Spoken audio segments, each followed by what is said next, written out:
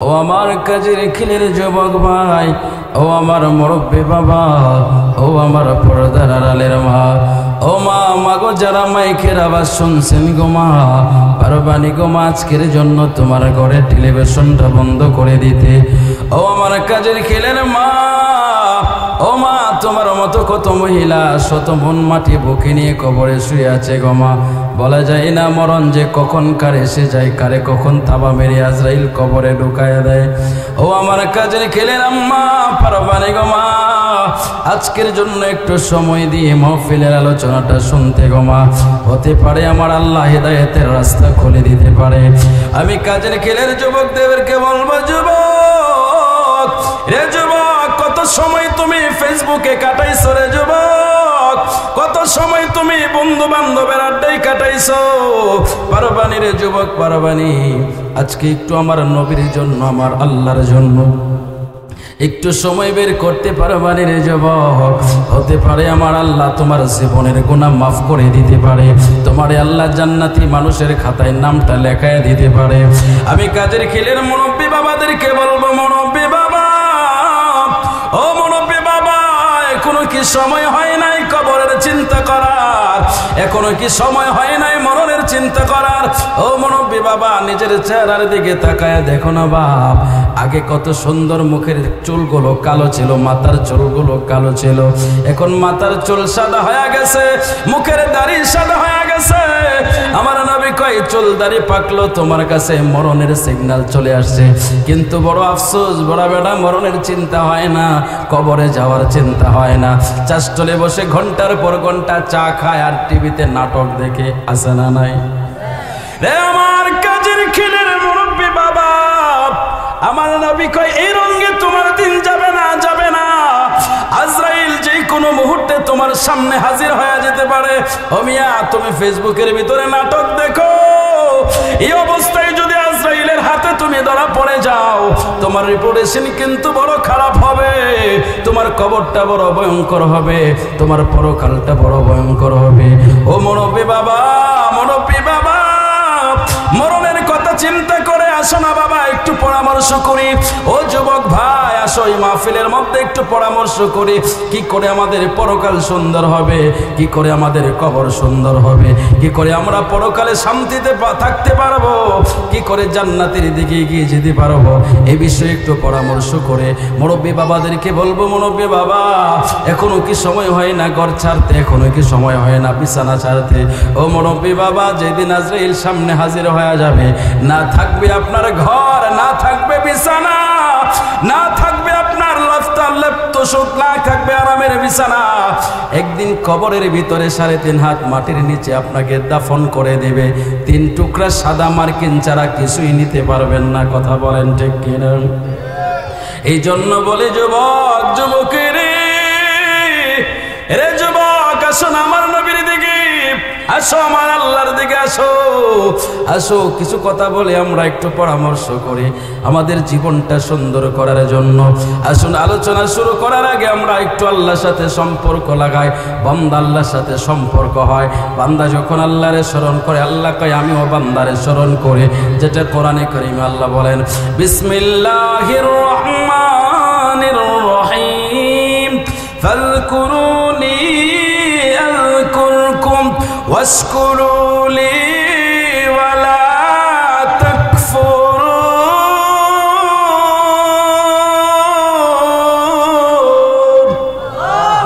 আমার আল্লাহ কয় ফাযকুরুনি আযকুরকুম, বান্দা যখন তুমি আমারে স্মরণ করো, আমি আল্লাহও তোমারে স্মরণ করি। এখন আমরা আল্লাহকে আল্লাহ আল্লাহ বলে স্মরণ করি। আমার আল্লাহ কই বান্দারে, আমি আল্লাহ, তুমি যখন আমি আল্লাহরে আল্লাহ বলে স্মরণ করো, আমি বান্দা বান্দা বলে তোমারে স্মরণ করি না, আমি তোমারে স্মরণ করি, তোমার গুনাহ মাফ করে দেই। একটু আওয়াজ করে বলেন আল্লাহু আকবার। ও আমার কাজের খেলের যুবক ভাই, ও মুরব্বী বাবা, বলেন তো দেখি, আমরা কি দুনিয়ায় থাকবো না, একদিন কবরে যেতে হবে? কে কে মরতেন না হাত তুলে দেখান। 2-4 জন মরতো না, বাকিরা মরবো? হ্যাঁ, পিছনে একজন মরতো না। আপনারা এই অবশ্যই কেমনে হইলেন? এই সার্টিফিকেট আপনাদেরকে কে দিল? মরণ সকলের সামনে আসবে। কেউ আল্লাহকে মানুক আর না মানুক, কেউ পরকাল বিশ্বাস করুক আর না করুক, এটা সত্য অনিবার্য, তার সামনে মৃত্যু আসবে। কথা বলেন ঠিক কিনা? তো মরা লাগবো কি লাগবো না? তো মরণ দুনিয়াতে আপনি যেমন আছেন এটা যেমন সত্য, মৃত্যু তেমন সত্য, কবর জগৎ সেটাও সত্য, হাসরের ময়দান সেটাও সত্য, আল্লাহর সামনে দাঁড়াইতে হবে সেটাও কি সত্য। আল্লাহ কোরআনে বলেন বিসমিল্লাহির রহমানির রহিম ইল্লা মান আতাল্লাহু বিকলবিন সালিম। আর জোরে করে আল্লাহু আকবার। আরে আমার কাজের খেলের যুবক যুবকেরা, ও মুরব্বি বাবা, আমার আল্লাহ কইরে দুনিয়ার মানুষ ইল্লা মান আতাল্লাহ,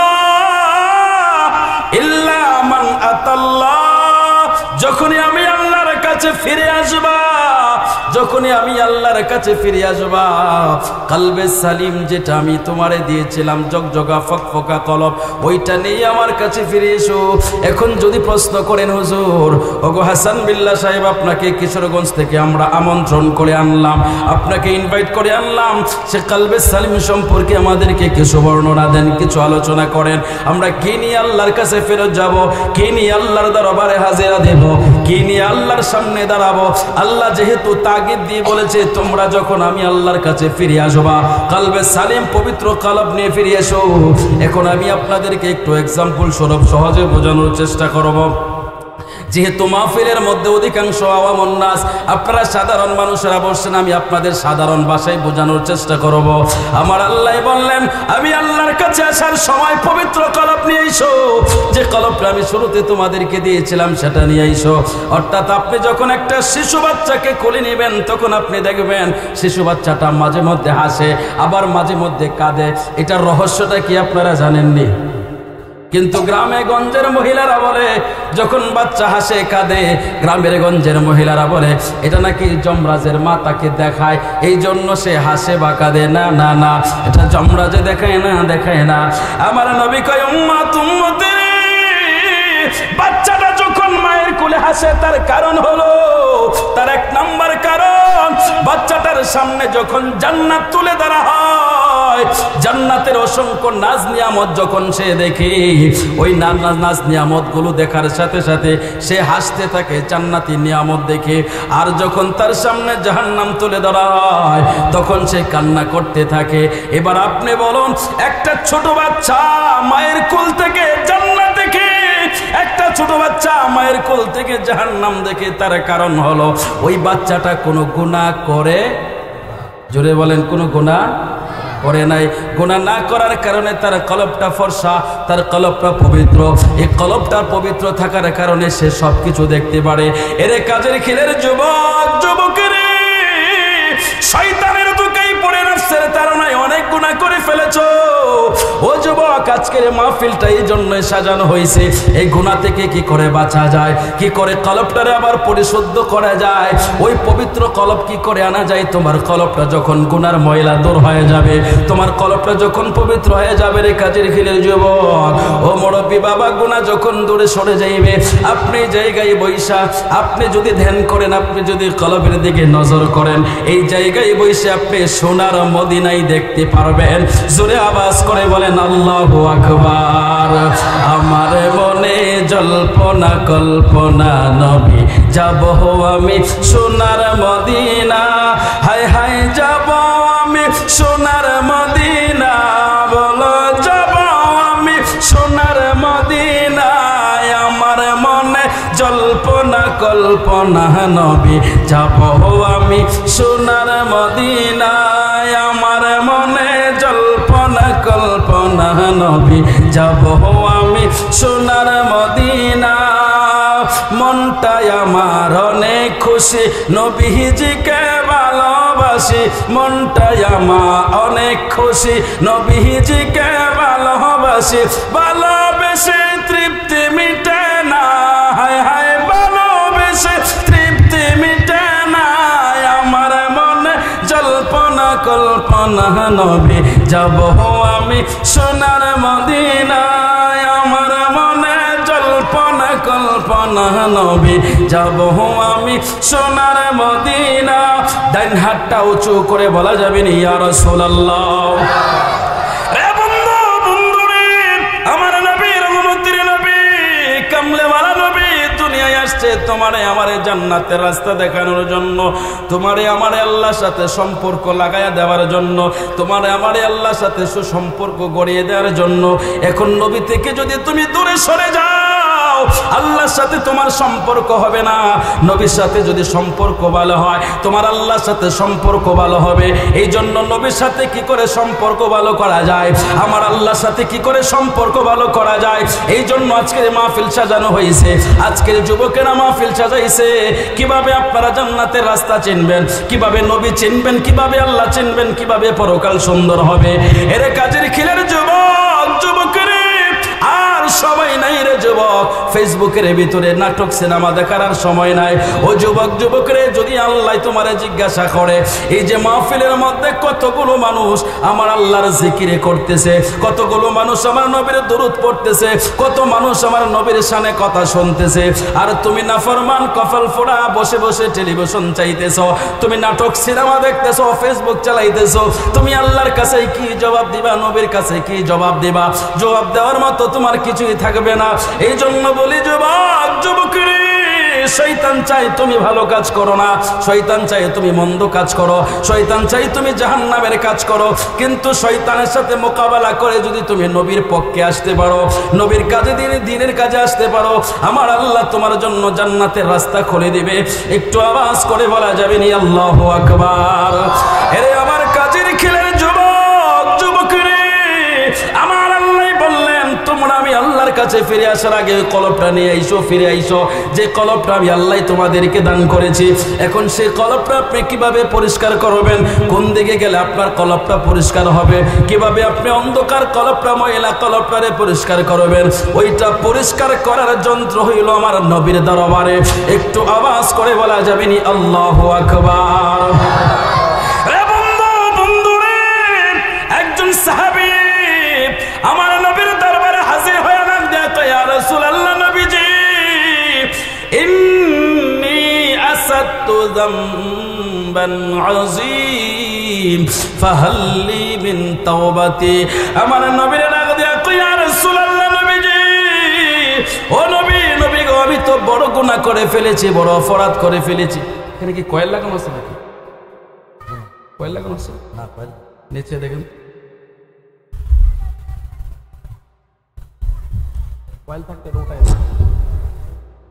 বলি আমরা আলহামদুলিল্লাহ। আপনাদের কষ্ট হচ্ছে, কিছুক্ষণ শুনবেন। আপনাদেরকে বিরক্ত করে আমি আলোচনা শোনাবো না, আপনাদের যতটুকু ভালো লাগে ততটুকু সময় আলোচনা করব। আমরা যত আলোচনা কম করতে পারি তত আমাদের জন্য শান্তি, কারণ আমাদের প্রতিদিন প্রোগ্রাম করতে হয়। এরপরও আপনাদের যদি ইচ্ছে থাকে যে হুজুর আমাদেরকে কিছু কথা শোনান, তাহলে শোনাবো। বলি আমরা আলহামদুলিল্লাহ, বলেন আল্লাহু আকবার। আমরা নবীর পক্ষে থাকতে চাই কি চাই না? আমরা নবীর মহব্বত চাই কি চাই না?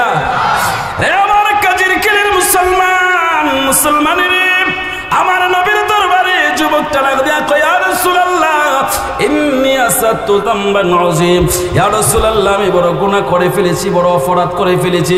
হুজুর আমার জন্য কি ফাহাল্লি মিন তাওবাতি, হুজুর আমার জন্য কি, আমার জন্য কি তওবার রাস্তা খোলা আছে কিনা?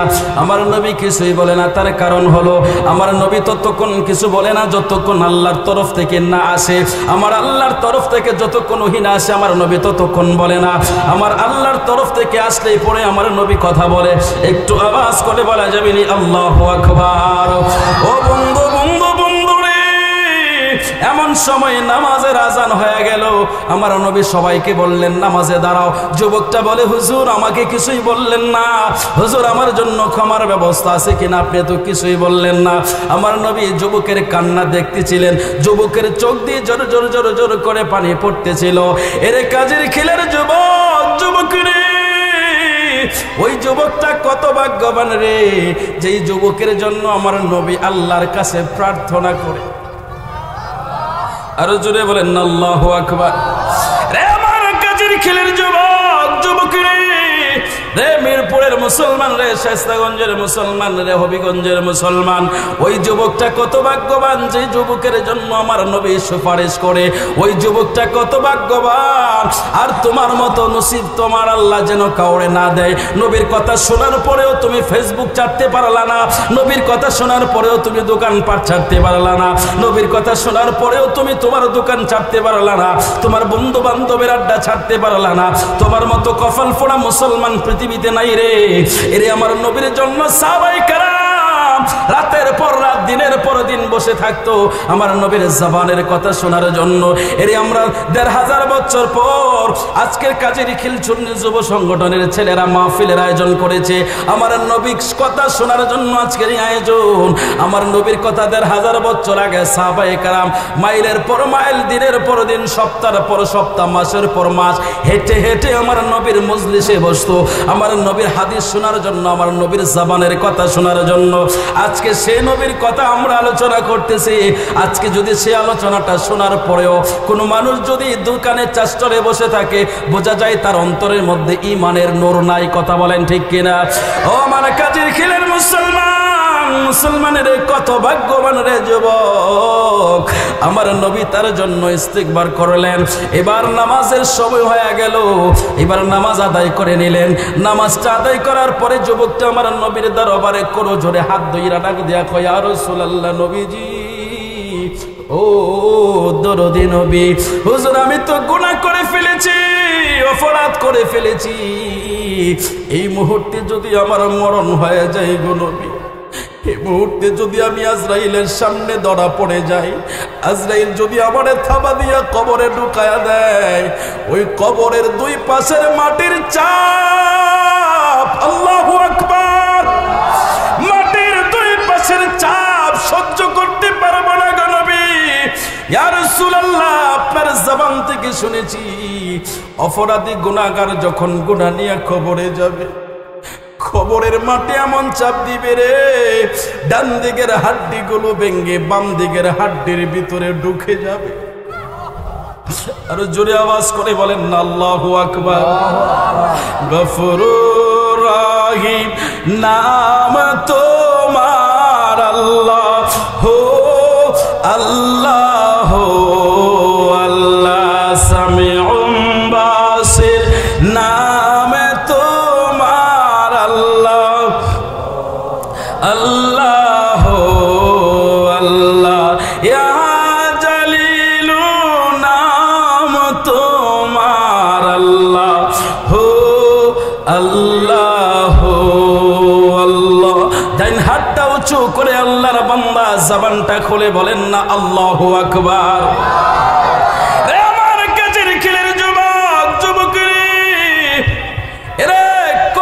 চিন্তা হয় না, মরণের চিন্তা হয় না। এরে যুবক, তুমি কি কবরে যাইবা না? কবরের চিন্তা কি তোমার হয় না? সাহাবী ডাক দিয়া কয়, ইয়া রাসূলুল্লাহ, এই গুনাহ নিয়ে যদি আমি কবরে যাই, কবরের মাটি ছাড়বে না। এই কবরের ভিতরে বিষাক্ত পোকামাকড় দিয়ে আমার কবরটা ভরে দেওয়া হবে। ওই কবরের ভিতরে গো নবী জাহান্নাম থেকে রাস্তা করে দেওয়া হবে, জাহান্নামের আগুনগুলো কবরে এসে ভরে যাবে। রাসূলুল্লাহ, কবরের মাটি তো ছাড়বে না। হাসরের ময়দানে কোটি কোটি মানুষের সামনে যদি আমার আল্লাহ ডাক দেয়, ওয়ামতাজুল ইয়াউমা আইয়ুহাল মুজরিমুন।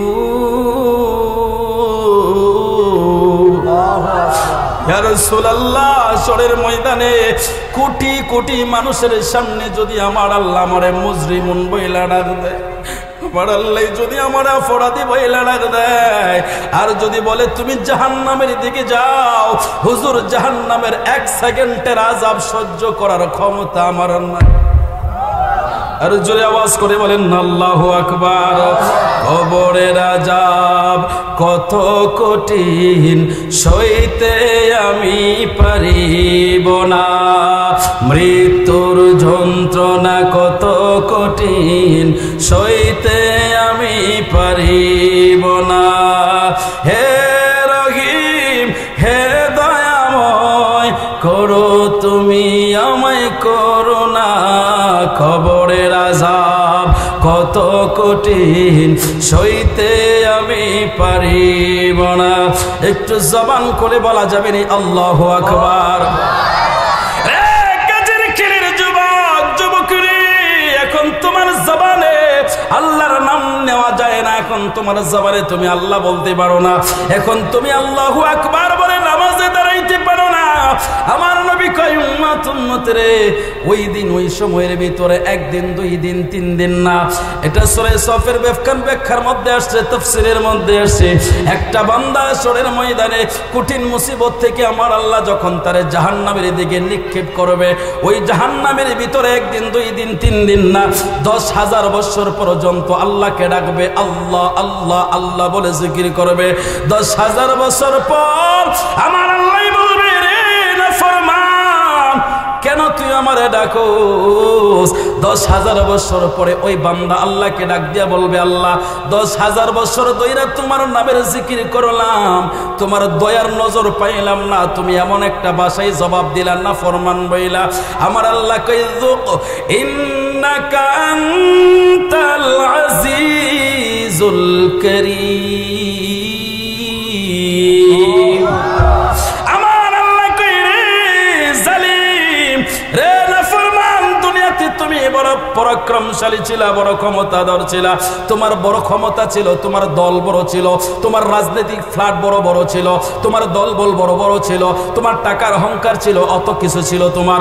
নামাজে মুয়াজ্জিন আযান দিল, মসজিদের ইমাম ডাক দিল, হাইয়া আলাস সালাহ হাইয়া আলাল ফালাহ বলে, তুমি নামাজে যাও নাই, তোমার টাকার পাওয়ারে তুমি দলবল নিয়ে খেলায় চলে গেছো, তুমি চলে গেছো বন্ধু বান্ধবের আড্ডায়, তুমি চলে গেছো নাটক সিনেমার ভিতরে। এতদিন তোমারে আমি আল্লাহ প্রতিদিন 5 বেলা মসজিদের ইমাম দিয়া ডাকাইছি, আমি আল্লাহর ডাকে সাড়া দাও নাই। এরে নাফরমান, নাফরমানি রে, আমার আল্লাহ এই দুনিয়ার মধ্যে তোমারে আমার উপরে দয়া করে রে, কিন্তু ওই দিন আমার আল্লাহ তোমার উপরে, তোমার আপার উপরে দয়া করবে না। একটা কথা মনে রাখো, আমার আল্লাহ বলেন, লিমানিল মুলকুল ইয়াউম লিল্লাহিল ওয়াহিদিল কাহ্হার। আরো জোরে বলেন না আল্লাহু আকবার। রে আমার মিরপুরের মুসলমান, মুসলমানের রে কাজের কিলের যুবক শোনো রে ভাই, যুবক ভাই শোনো না, একটু হৃদয় খুলে শোনো। আমার আল্লাহ তোমার দুনিয়ার উপরে কতটা দয়া করেছে। ফজরের সময় মসজিদের মাইক দিয়া ইমাম সাহেব, মুয়াজ্জিন সাহেব আল্লাহু আকবার বলে, আল্লাহু আকবার বলে, হাইয়া আলাস সালাহ, নামাজের দিকে আসো, হাইয়া আলাল ফালাহ বলে, কল্যাণের দিকে আসো।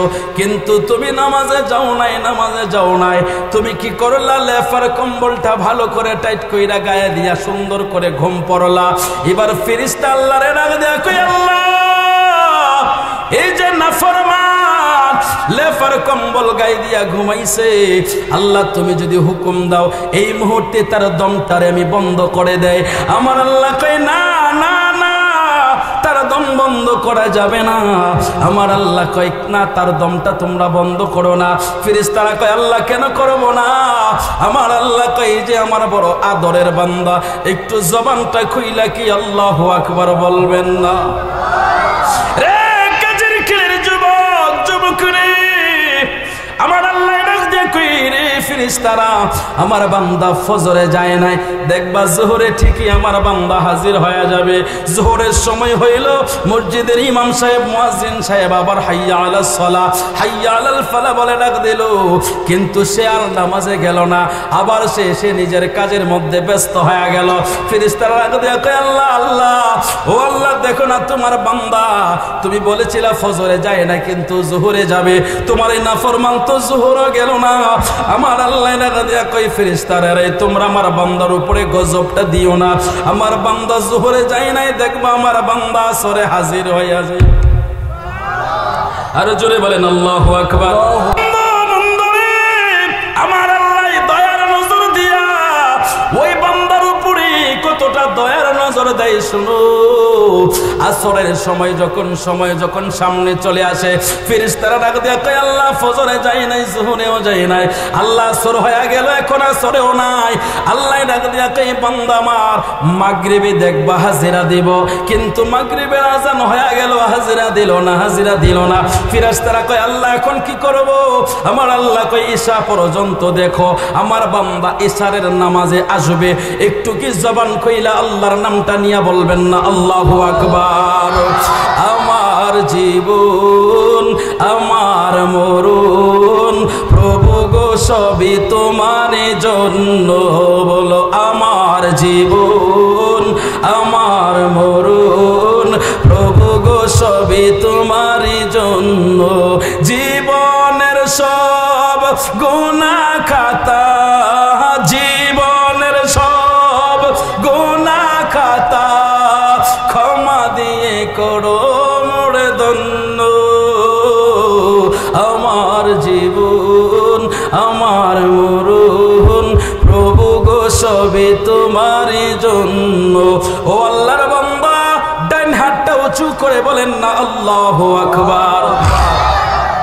এ বন্ধু, বন্ধুরে, ঈশারের আযান হয়ে গেল, মুয়াজ্জিন সাহেব আকামতে দাঁড়ায় গেল, ইমাম সাহেব আল্লাহু আকবার বলে নামাজে দাঁড়ায় গেল। ফেরেশতারা দেখে আল্লাহ, ও আল্লাহ, নাফরমান ফজরের নামাজে যায় নাই, তুমি নাস্তার সময় ঠিকই তারে নাস্তা খাওয়াইছো, জোহরের সময় যায় নাই আল্লাহ, দুপুরের সময় ঠিকই তুমি তারে লাঞ্চের ব্যবস্থা করে দিয়েছো। এবার এশারের নামাজ হয়ে গেল, তোমার গোলাম আসে নাই, তোমার নাফরমান বান্দা আসে নাই, কিন্তু তার জন্য তুমি ডিনার বন্ধ করো নাই, তার জন্য অক্সিজেন বন্ধ করে নাই। আমার আল্লাহ কই ফেরেশতা রে, ও ফেরেশতা, আমার বান্দা আজকে যায় নাই, কি হয়েছে? আগামীকাল ফজরে যাবে। আরো জোরে বলেন না সুবহানাল্লাহ।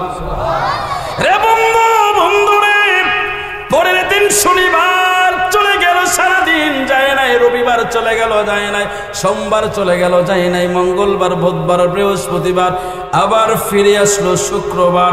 আমার আল্লাহ কয় রে ফেরেশতারা, দেখিস আমার বান্দা ঠিক জুমায় হাজির হয়ে যায়। আরো জোরে বলেন না আল্লাহু আকবার। জুমার সময় বান্দা মসজিদে যায় নাই। এবার ফেরেশতা কয় আল্লাহ, কত বড় নাফরমান, তুমি প্রতিদিন 5 বেলা তোমার বান্দার দিকে তাকায়া থাকো। এরে বন্ধু, বন্ধু রে, কেন রে এতবার করে তোমাদেরকে বোঝানোর চেষ্টা করি। এই যে কিশোরগঞ্জ থেকে এতটা সফর করে আসলাম, 2-4টা কথা যদি তোমাদেরকে না বুঝাইতে পারি, 2-4টা কথা শুনে যদি হিদায়াত হতে না পারো, হিদায়াতের নূর যদি কলবে না ঢেলে দিতে পারো, হিদায়াতের কলবের নূর নিয়ে যদি বাড়িতে না ফিরতে পারো, এই মাহফিলের কোনো লাভ নাই, কোনো লাভ নাই। এরে যুবক, যুবকরে, আমার আল্লাহ প্রতিদিন তোমার দিকে তাকায়া থাকে। মসজিদের মুয়াজ্জিন যখন আল্লাহু আকবার বলে, আল্লাহ তাকায়া থাকে আমার বান্দা কি আমার ডাকে সাড়া দেয় কিনা, আমার বান্দা মসজিদের দিকে যায় কিনা, আমার বান্দা আমি আল্লাহর দিকে ছুটে যায় কিনা, দৌড়ায় কিনা, আমার আল্লাহ ঠিকই দেখে, ঠিকই দেখে। এভাবে সপ্তাহ পার হয়ে যায়, নাফরমান যায় না। এরপরও আমার আল্লাহ কোনোদিন ব্রেকফাস্ট না, লাঞ্চ আর ডিনার বন্ধ করে নাই। আমার আল্লাহর নিয়ামত থেকে তোমারে বঞ্চিত করে নাই। আমার আল্লাহ তোমারে কষ্ট দেয় নাই, বিপদে ফেলায় নাই। আমার আল্লাহ আশায় থাকে আমার বান্দা এখন যায় নাই, আরেকবার যাবে, আমার বান্দা এখন যায় নাই, পরে যাইব। এরে কাজের খেলের মুসলমান রে, এভাবে গন্তে গন্তে গন্তে গন্তে তোমার গনার দিনগুলো যখন ফুরায়া যায়, তোমার হায়াতের বেলা যখন শেষ হয়ে যায়, তোমাকে যখন আজরাইল থাবা দিয়া কবরে ঢুকায়া দিব, এরে কাজের খেলের যুবক রে, ওই কবরে যখন তুমি চলে যাইবা, তোমার কবরের মধ্যে আর কোনো আমল গ্রহণ করা হবে না, তোমার আমলের সওয়াব গ্রহণ করা হবে না। তার এক্সাম্পল স্বরূপ আমি আপনাদেরকে একটা কথা বলি শোনেন। একজন আল্লাহর ওলি কবরের পাশ দিয়ে হেঁটে যাচ্ছিল, হঠাৎ করে তিনি শুনতে পাইলেন কবরের ভিতর থেকে কোরআন তেলাওয়াতের আওয়াজ। একটু কি আওয়াজ করে বলা যাবে না আল্লাহু আকবার? রে কাজের খেলের মুসলমান রে, তুমি আমি কবরের পাশ দিয়ে গেলে কবরের ভিতরে কি হয় বুঝি না, জানি না, কিন্তু আল্লাহর ওলিরা কবরের পাশ দিয়া গেলে তারা বুঝতে পারে। জোরে বলেন সুবহানাল্লাহ। তার কারণ হলো আল্লাহর ওলিদের কলবটা হইল পবিত্র। একটু আওয়াজ করে বলা যাবে নি আল্লাহু আকবার? এই জন্যই তো অনেক আশেকরা বলেছিল, আরে ডুবু দিলে রূপ দেখতে পাবি রে, তুই ডুবু দিলে রূপ দেখতে পাবি রে, পাবে তোর খুদে মহাজন, পাবে তোর খুদে মহাজন। পীরের দিল দরিয়ায় ডুবে দেখ ওরে আমার মন, পীরের দিল দরিয়ায় ডুবে দেখ ওরে আমার মন। দিল যখন হবে খাঁটি বুঝতে পারবে উজান বাটি কোথায় কি রতন। আছে সেই নদীর ওই গম্ভীর তীরে, আছে সেই নদীর ওই গম্ভীর তীরে কত মানিকার কাঞ্চন, কত মানিকার কাঞ্চন। পীরের দিল দরিয়ায় ডুবে দেখ ওরে আমার মন, পীরের দিল দরিয়ায় ডুবে দেখ ওরে আমার মন। ডাইন হাতটা উঁচু করে বলেন না আল্লাহু আকবার। রে বন্ধু, বন্ধু রে, আল্লাহর ওলিদের নজর, আল্লাহর ওলিদের কলব তোমার মতো না, আমার মতো না। আল্লাহর ওলিরা তোমার আমার মতো না। আল্লাহর ওলি যখন কবরের পাশ দিয়ে হেঁটে যাচ্ছিল, হঠাৎ করে যখন কোরআন তেলাওয়াতের আওয়াজ শুনলো, কোরআন তেলাওয়াতের আওয়াজটা শোনার পরে আল্লাহর ওলি কবরের পাশে দাঁড়াইলো। কবরের পাশে দাঁড়াইয়া মুরাকাবার হালত আনলো। মুরাকাবার হালত আইনা ওই কবরের ভিতরে থাকা ব্যক্তিকে প্রশ্ন করলো, তারে সালাম জানাইলো। সালাম জানানোর পরে বলল, ভাই আপনি কোরআন তেলাওয়াত করেন কবরের ভিতরে, তার কারণ কি? কই আমি কোরআনকে বড় ভালোবাসতাম, বড় আমার কাছে প্রিয় ছিল। আমি সকাল বিকাল যখনই সময় পাইতাম তখনই কোরআন তেলাওয়াত করতাম। আমাকে যখন কবরস্থ করা হলো, আল্লাহর ফেরেশতারা বলেছে, আল্লাহ তোমারে জিজ্ঞাসা করছে কি চাও তুমি? তখন আমি আল্লাহর কাছে দরখাস্ত করেছিলাম, আল্লাহ আমি কবরের ভিতরে যেন তোমার কালাম তেলাওয়াত করতে পারি। একটু কি আওয়াজ করে বলা যাবে নি আল্লাহু আকবার? রে কাজের খিলের মুসলমান, রে মিরপুরের মুসলমান, হবিগঞ্জের মুসলমান, কোরআনকে কত ভালোবাসলে কবরের ভিতরে গিয়েও কোরআন পড়ার জন্য আগ্রহী আছে। কিন্তু বড় আফসোস, বড় দুঃখ, আমাদের সমাজের বড় কষ্ট লাগে। বড় দুঃখজনক বিষয় হলো সত্য, দেখবেন একটা বাড়িতে ছেলেরে পড়া ইংলিশ, ছেলেরে পড়া ইংরাজি, ছেলেরে পড়া অঙ্ক, ওই মাস্টারের বেতন 4000, 2000, 3000। কিন্তু সকালবেলায় মসজিদের ইমাম সাহেব শ্রেষ্ঠ কিতাব কালামুল্লাহ পড়ায়, হুজুরের বেতন 30 টাকা। আছে না নাই? কথা কয় না? আছে রে? হুজুরের বেতন কত? 30 টাকা। এই জন্যই তো মরার পরে ওই ইংলিশ মিডিয়ামে মাস্টার ডিগ্রি পাস করে আইসা জানাজা দাঁড়ায় কি করে? শুধু চাইয়েই থাকে আর মুখ দিয়ে কিছু আসে না। কথা কোন ঠিক কিনা? রে মুসলমান, কান খুলে শুনে রাখো, কালামুল্লাহ হচ্ছে আল্লাহর কিতাব। এই বিধান যদি তোমার সন্তানকে শিক্ষা দিতে পারো, দুনিয়াতে তুমি উপকৃত হও আর না হও, তোমার এই সন্তান যতবার তোমার কবরের পাশে দাঁড়ায়া আল্লাহর কোরআন তেলাওয়াত করবে, একবার আলহামদুলিল্লাহ, তিনবার কুল হুয়াল্লাহ তেলাওয়াত করার সাথে সাথে আমার নবী কয় এক কোরআন খতমের সওয়াব তোমার আমল নামায়। একটু আওয়াজ করে বলেন আল্লাহু আকবার। আল্লাহু আকবার, ইয়া রাসূলুল্লাহ, জিন্দাবাদ জিন্দাবাদ জিন্দাবাদ, চিল্লায় কোন মারহাবা মারহাবা। কিন্তু বড় আফসোস, এই কোরআনের দিকে মানুষ ঝুঁকে না। কথা কোন ঠিক কিনা? কোরআন ভালো লাগে না। ভালো লাগবে একদিন যখন আপনি বিপদে পড়ে যাবেন, তখন আপনার ভালো লাগবে। এই যে আপনারা মাহফিলে বসে আছেন, আপনারা তো দেখেন না, এটা হাদিসের কথা। আমরা বলি আপনাদেরকে, শোনেন, আপনারা এখানে মাহফিলে কষ্ট করে বসে আছেন, আপনার মামা, আপনার মা, আপনার বাবা, আপনার দাদা দাদি যারা মুর্দিকান কবরে আছে, তারা বড় খুশি হচ্ছে। আর ওই নাফরমান যেটা এখনো মাহফিল পর্যন্ত আসতে পারে নাই, ওর জন্য বদদুয়া দিচ্ছে ওর দাদা, ওর নানা, ওর আত্মীয় স্বজন, পূর্বপুরুষেরা, মা বাবা যদি কবরে থাইকা থাকে, ওর জন্য লানত দিচ্ছে আর বলতেছে, এমন নাফরমান সন্তান দুনিয়ায় রাইখা আসলাম যে নাফরমানের কারণে, গুনার কারণে আমি কবরের ভিতরে শাস্তি ভোগ করতেছি। আর আপনারা এখানে বসে বসে যতবার সুবহানাল্লাহ, আলহামদুলিল্লাহ, আল্লাহু আকবার বলবেন, প্রত্যেকটা সওয়াব আমার আল্লাহ ফেরেশতাদের মাধ্যমে আপনার বাবা, আপনার মা, আপনার আত্মীয় স্বজনের কবরে ট্রান্সফার করে দিবে। ওরা কবর থেকে শান্তি পেয়ে তার আত্মা আপনার জন্য দোয়া করবে। একটু আওয়াজ করে বলেন আল্লাহু আকবার। তাহলে বলেন, আজকের কাজের খিলের এই যুবকেরা আজকের এই মাহফিল সাজায়া কবরবাসীকে খুশি করলো নাকি বেজার করলো? আরে জোরে বলেন না, খুশি করলো না বেজার করলো? এই ছেলেরা যদি আজকে মাহফিল না দিয়া এখানে কনসার্টের ব্যবস্থা করতো, মনির ভাই আসতো আর মমতাজ ভাবি যদি ডান্স দিত, বলেন তো দেখি কবরবাসীরা কি খুশি হইতো না বেজার হইতো? আরে জোরে বলেন, খুশি হইতো না বেজার হইতো? কিন্তু এরা মাহফিলের আয়োজন করেছে, বড় আফসোস, যদি এখানে মনির খান আসতো, মানুষের ঢল নেমে যেত। কথা বলেন না, ঠিক না বেঠিক? যদি এখানে মমতাজ আফা আইতো, তাহলে মানুষের কোনো জায়গা দেওয়া যাইতো না, কিন্তু আফসোস এখানে নবীর কথা হচ্ছে, দ্বীনের কথা হচ্ছে, কোরআনের কথা হচ্ছে, পরকালের কথা হচ্ছে, কবরের কথা হচ্ছে। বড় আফসোস, সন্তান আপনার, আপনার দাতি, আপনার ভাতিজা, আপনার ভাই ঘরে বসে আছে চাষটলে, টিভিতে, ফেসবুকে। কথা বলেন ঠিক কিনা? হায় আফসোস, হায় আফসোস। আরে যুবক, একদিন তুমি টের পাইবা যেদিন তুমি আজরাইলের হাতে ধরা পড়ে যাইবা। কথা বলেন ঠিক কিনা? আসুন একটু সামনে একেবারে আলোচনাটা শেষ করে দেই। আল্লাহর ওলি ডাক দিয়ে বলে, রে আল্লাহর বান্দা, তুমি এই জায়গার মধ্যে কোরআন তেলাওয়াত করো। বলে হ্যাঁ, আমি কোরআনকে বড় দুনিয়ায় ভালোবাসতাম, কোরআনের প্রতি আমার মহব্বত ছিল, দরদ ছিল, ভালোবাসা ছিল। এই জন্য আমি আল্লাহর কাছে দরখাস্ত করেছি, আল্লাহ আমি যেন এখনো কোরআন তেলাওয়াত করতে পারে। এবার তিনি জিজ্ঞাসা করলেন, এই জায়গার মধ্যে তুমি কত কোরআন তেলাওয়াত করেছো? এবার ওই কবরস্থ ব্যক্তিরা ডাক দেয়া বলে, গো আল্লাহর ওলি, আমি এই জায়গার মধ্যে একবার, দুইবার, তিনবার না, আল্লাহর কোরআনকে আমি 40,000 বার খতম করেছি। একটু কি আওয়াজ করে বলবেন না আল্লাহু আকবার? আরো জোরে বলেন আল্লাহু আকবার। কত হাজার? আরো জোরে বলেন 40,000। এই কথা শোনার সাথে সাথে পৃথিবীর কোন মানুষের পক্ষে সম্ভব 40,000 খতম তোলা? কথা হয় না, কোনো সম্ভব? কোনোভাবে সম্ভব না। 40,000 খতমের কথা শুনে উনি সাথে সাথে বলে ফেললেন, বিস্ময়কর, এই আশ্চর্য ধরনের ঘটনা। এই কথার সাথে সাথে তিনি বললেন সুবহানাল্লাহ, সুবহানাল্লাহ। বলতে দেরি হলো, ওই আল্লাহর বান্দা কবর থেকে তা কান্না শুরু করে দিয়েছে। একটু আওয়াজ করে বলেন আল্লাহু আকবার।